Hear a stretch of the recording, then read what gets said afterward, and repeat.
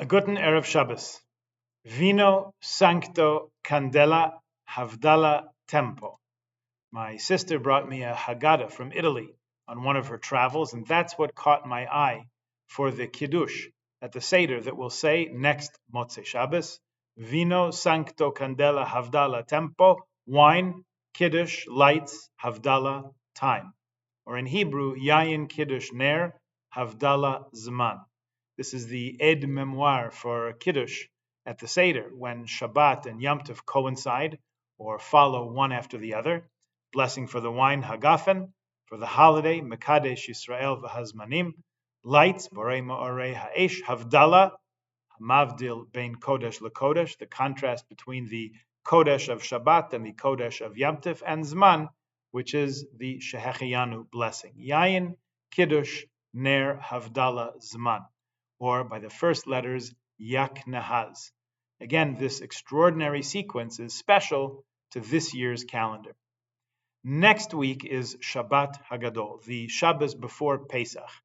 If we leave the Shabbos Hagadol drasha until then, it doesn't leave us much time to let the message sink in, because there will only be a few hours until the Seder starts. Not only that, we also have a few interesting pieces of the Jewish puzzle to resolve this week. So if we're worried about how to squeeze in a lengthy drasha on Shabbos morning, that just adds to our worries. And who needs that? I know, make a shorter drasha. That's one solution.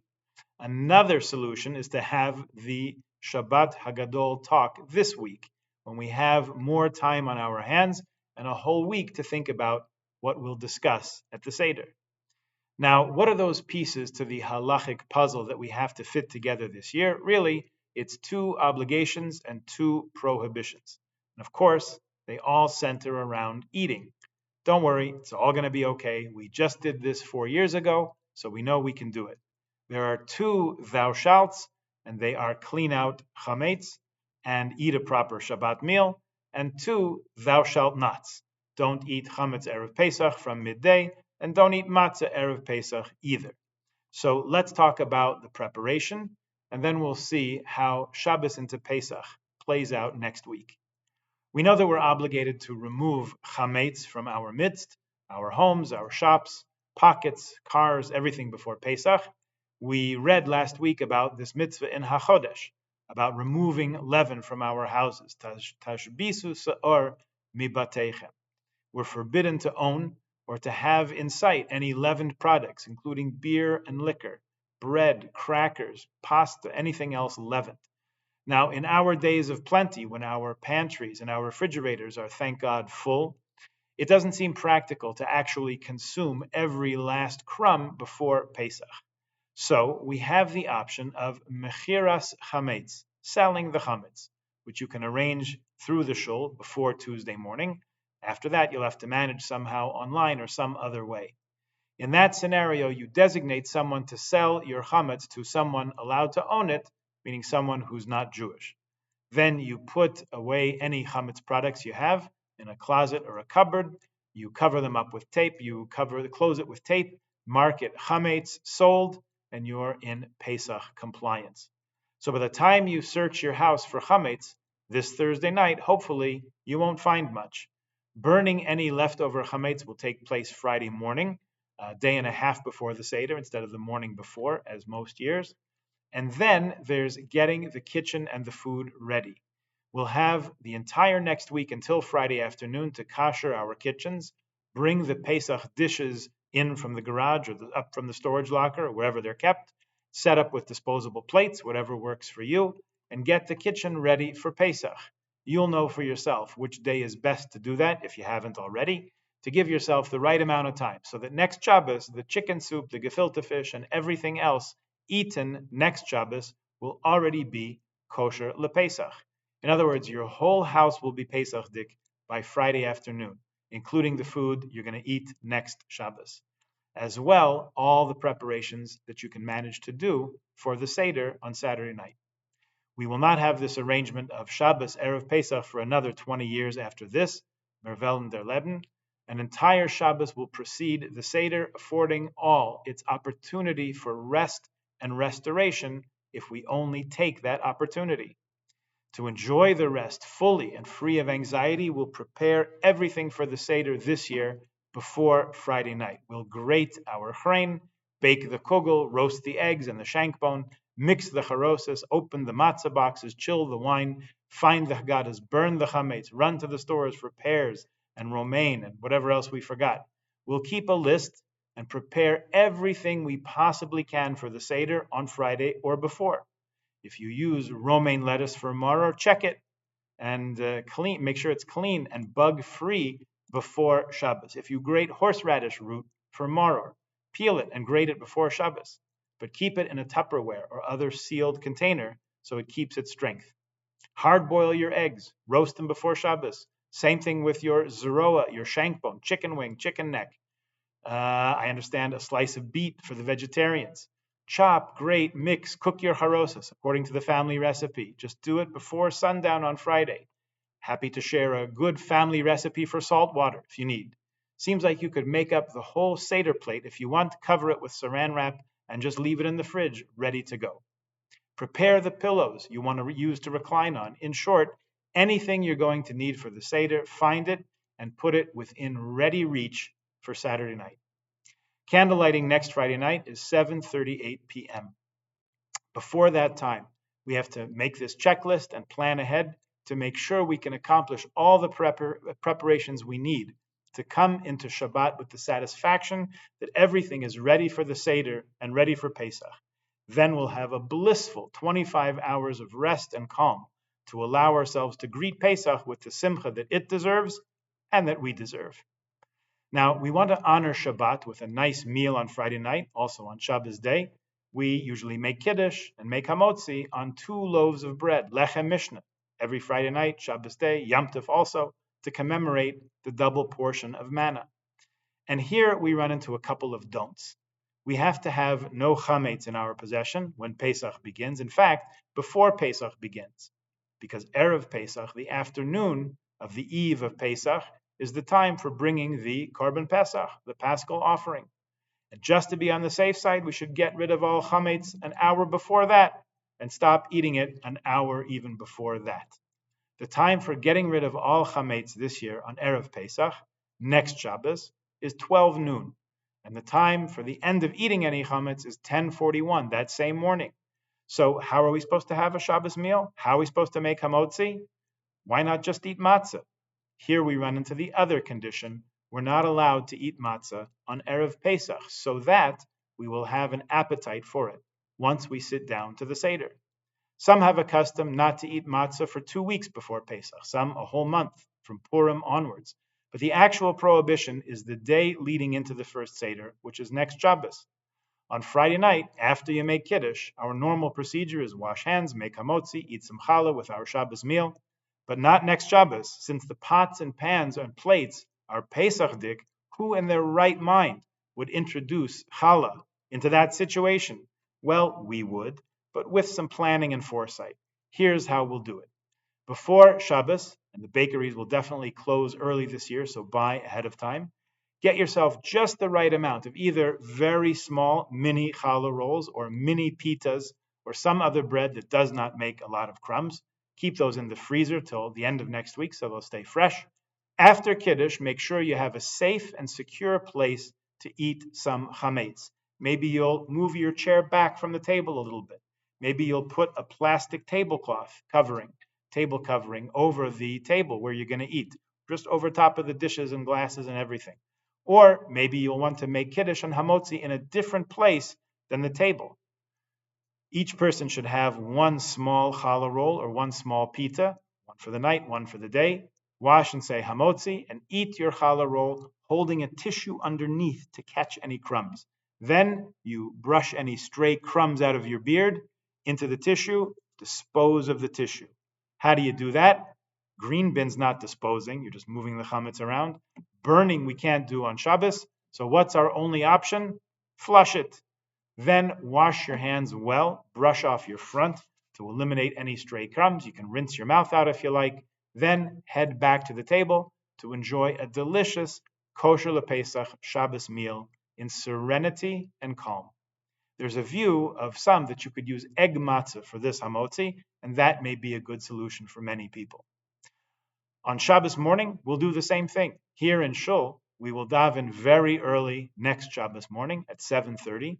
We will not have a drasha in Shul. We'll just daven at a comfortable pace. We won't draw things out and hopefully finish by 9:45 or 10. Then we'll come downstairs, we'll make Kiddush, wash our hands and eat bread, taking very good care not to leave any crumbs.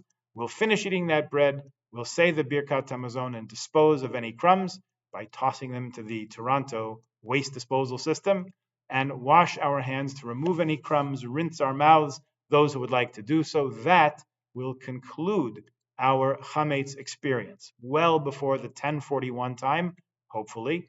We'll have davened, we'll have washed and had a Shabbat meal, a nice Shabbos Suda, we'll bench, and we'll be done with chametz in time. Then we'll be able to spend the rest of Shabbos resting, reading the Haggadah in preparation for the Seder, and enjoying an unaccustomed, calm, restful Erev Pesach that allows us to come into the Seder relaxed, refreshed, rested, and ready to enjoy the true taste of freedom. May it be enjoyed by every single Jew, wherever they live on earth, in good health. Now, most years, Erev Pesach and Shabbos come usually a few days apart. We don't see so clearly the contrast between busy activity and rest. Erev Pesach is usually one of the busiest days of the year, right up there with Erev Yom Kippur. There's a lot to do. Cooking the last minute foods, nervous about the Seder, making enough space around the table for guests, remembering last minute things, phone calls, running to the store again and again, and finally, with nightfall, sitting down around the table for the Seder, quite exhausted from the days and weeks of planning and preparation leading up to it.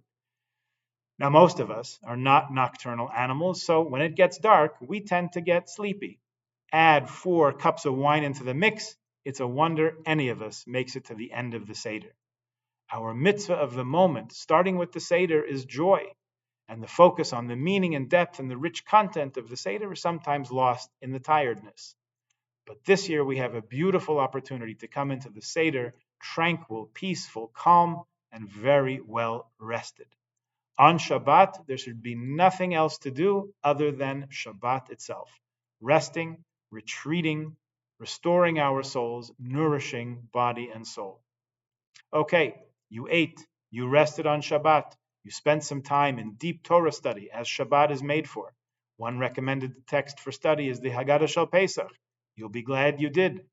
Night falls next Saturday evening, and Shabbat concludes at 8:43 p.m. Time to transition into the holiday. Daven Mariv, which is the Yom Tov Mariv that ushers in a festival. That's on page 330 of your Art Scroll Siddur. And for the Amida, page 660, the festival Amida for Pesach. And we add in on Saturday night the paragraph for the departure of Shabbat. Then you can move into the Seder without delay, because you have everything prepared already from Friday. You just need to set the table, put out the matzahs, the wine, the Kiddush cups, and the Seder plate, and begin. Candle lighting for Yom Tov happens next.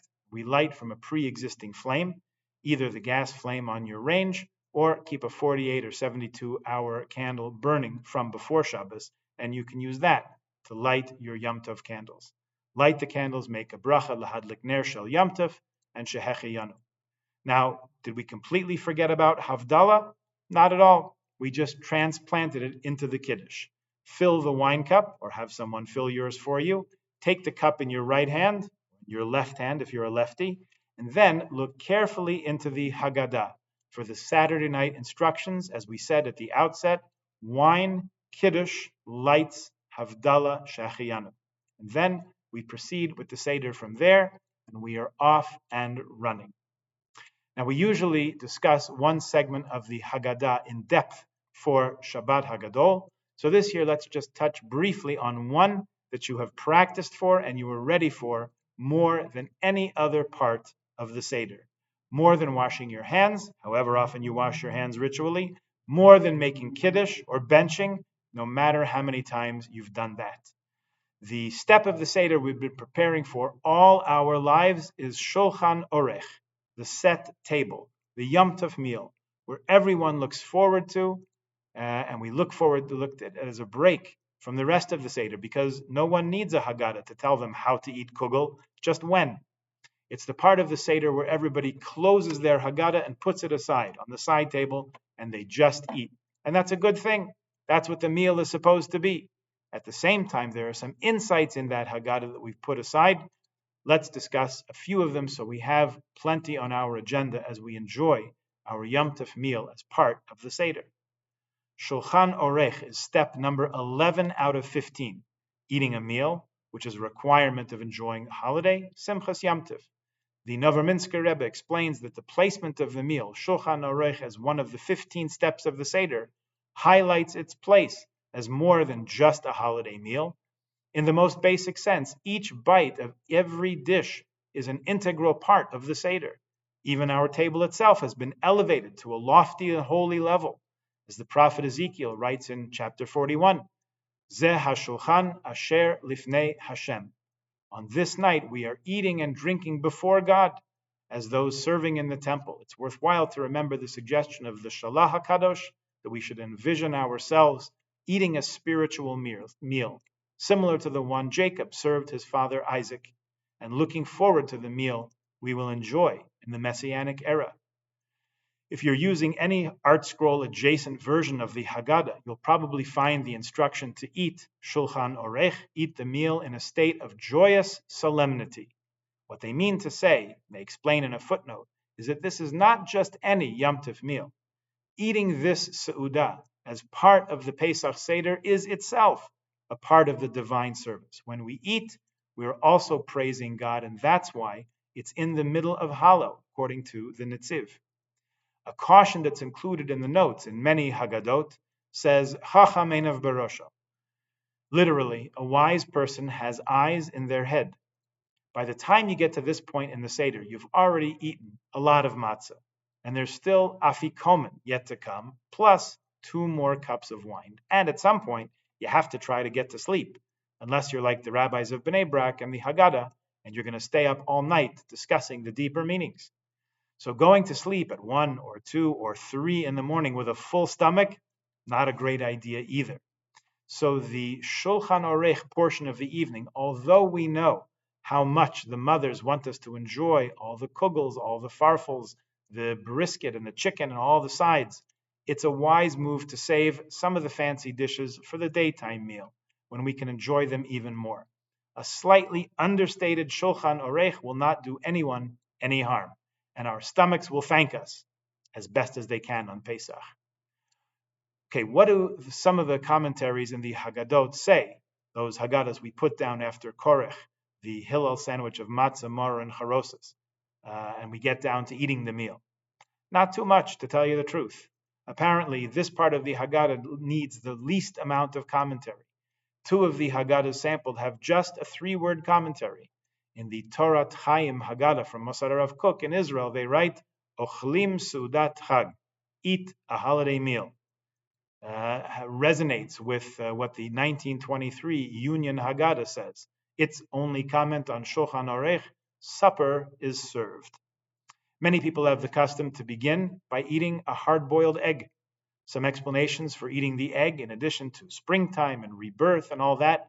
There are 2 cooked foods on the Seder plate, the egg and the shank bone, to remind us of the 2 offerings on Pesach, a Chagiga, festival offering, and a Korban Pesach, the specific offering on Pesach to remember the Exodus. All this reminds us that our eating tonight is not just eating in honor of Yom Tov, it's a holy eating. And when the temple rises again, we'll be eating kodshim, holy eats. For now, a hard-boiled egg, but soon a proper chagiga in purity and sanctity. In Aramaic, there's a connection between the word for egg and the word for asking questions, beya and baya. They're basically the same word, and we ask so many questions at the Seder over the plate, which includes the egg on it. Haggadah Beis Avram quotes a Tikunei Zohar that compares us to eggs when we came out of Egypt, meaning everything was still in potential, still not revealed. Then it says we were like hatchlings as we departed Egypt and our eyes were opened, and then complete beings once we received the Torah at Sinai. Chassam Sofer pointed out that eggs get tougher the longer you cook them, just like our people. The longer we're oppressed, the more resilient we get. He explains that there was already a custom in Egypt amongst us to eat hard-cooked eggs on the 15th of Nisan for several reasons. This was the day on which the covenant of the parts was announced to Abraham. You can see it in Genesis chapter 15, when he came to understand that his descendants would have to endure exile in a country that was not our own. It was also the day that Jacob, stood before Pharaoh at the descent of the entire Jewish people into Egypt. Peaceful though it was, this was the beginning of exile in Egypt that's recounted at the very end of the book of Genesis. Hard-boiled eggs are also a sign of grief and mourning, which might seem a little out of place at a holiday. It is true that whatever night the first Seder occurs on will also be the night of Tisha B'Av, and Pri Megadim writes that the 15th of Nisan is the yahrzeit of Avram Avinu. Magen Avram on Shulchan Aruch mentions that we should commemorate the fast of Esther at the second Seder, because that's the night that she fasted before going in to see the king with her request. And even though we generally do not show signs of mourning or sadness on Shabbos or Yom Tov, here's why eating is important this year. It's really the same reason we discussed maror, bitterness, last year. As of today, there still remain hostages in captivity to our unending sorrow. Many of the hostages have come home, thankfully, and many of those alive, thankfully. Some came with stories of keeping track of the calendar and doing their best to avoid eating chametz while they were being held hostage last Pesach. But all these hostages, our brothers and sisters, ate the bread of affliction for this past 540 plus days. They suffered, they cried out. Many of them saw the light of freedom and breathed the air of the land of Israel again, which is a tremendous testament to the human spirit and the Jewish soul, and some are still being held captive.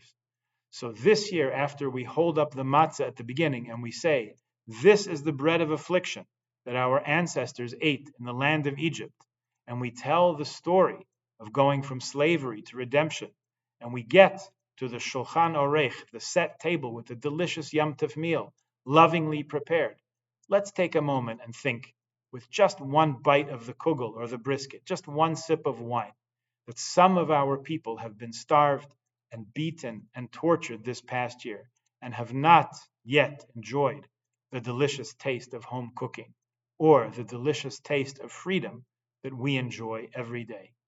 In solidarity with those who endured it, and especially for those who are still enduring it, let's think of them. If you want to set another chair and cup next to Elijah's for them, you can. If you want to mention the names of those still held hostage, you can. But at very least, think of them and let that add an extra measure of gratitude and hope to our holiday rejoicing. The advice given by Haggadah Beis Tzaddikim is that we should recline like kings and keep in mind that the main mitzvah of the night is to eat matzah, lechem oni, the bread of affliction. We eat a broken piece because that's how poor and broken people eat. Proverbs chapter 31 says, give wine to those with a bitter soul. This teaches us that the main task of kings is to humble themselves and worry about those with broken hearts and bitter souls. Rav Kook comments on the Haggadah that true freedom is more than just taking the slave out of slavery. True freedom must also bring with it a celebration of life. We did not leave Egypt merely to survive, but also to thrive. An important part of that is enjoying the finer things in life, as in the meal that we will enjoy at the Seder. The Seder would not be complete without it because we are commemorating and celebrating freedom in the fullest sense, which is, of course, the foods and the words that commemorate slavery, bitterness, and misery, as well as the liberation and redemption to dine on a fine meal, reclining and drinking wine as truly free people. A story about a very strange Seder was told by Lady Amelie Jakobowitz, the Rebbitzin of the former chief rabbi, Lord Jakobowitz. She had a friend called Gertie, who was born in Nuremberg in Germany and escaped in 1936 to Paris with her parents. They had to flee to the south of France in 1940 under the bombardments, and she somehow got separated from her parents. She slept in a forest one night and then knocked on the first farmhouse door she came across. The farmer told her that he would protect her and took her to a cellar where she was eventually joined with two other girls and two boys, all Jews. They were from different places, different levels of observance, and when the days started getting longer, they figured it was springtime, so they should make plans for a Seder. They got a little flour, tried to make a matzah. Once they figured out when Pesach was, they decided that the boys would switch clothes with the boys and the girls would switch with the girls, so everyone would be wearing something new for Yom Tov. One of the boys remembered Kiddush, one of the girls asked Manishtana, and they sang whatever songs they remembered and talked about the hope for freedom. They ended their Seder with whatever they remembered from Chad Gadya. When Lady Jacobovitz would tell the story of her friend, she would say to her children, "May Jews never again be in such a situation, but may we always strive to be as sincere and dedicated as those children were."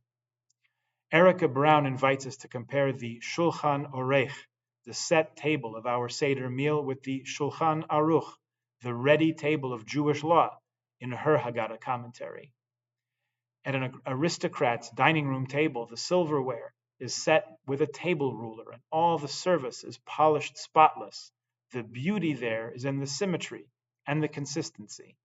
Contrast that with our Seder table, with matzah crumbs, with charoses dipping, wine spilling, rubber frogs, and the comings and goings of family members falling asleep where they are, or jumping up to look for the afikomen. We know that chaos and order have to live together in order for us to get to redemption. That may be the insight of the year for this season. Chaos and order living side by side. Freedom and the captivity of the remaining hostages. Freedom and anxiety about what will happen in the political realm. What will our future be here? Recall our shock last year, Shabbos Hagadol, as we prepared to celebrate a bar mitzvah in our kehillah, and we awoke the morning before Shabbos Hagadol to find our windows smashed. Maybe the rest and peace of Shabbat coming right before the Feast of Freedom suggests to us that the problems of this moment will also pass, just as other problems in our history have also come and gone. In the moment, we continue to tell the story, we continue to teach the next generation, we continue to take mouthfuls of freedom together with mouthfuls of bitterness, realizing that if some of us are captives, then none of us is completely free. So with more hope and more expectation than perhaps in years past, we look forward to the time of true freedom and lasting peace. Peace in our world, peace among ourselves, and peace within ourselves.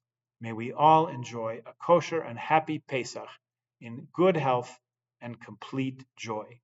Shabbat Shalom, Chag Sameach.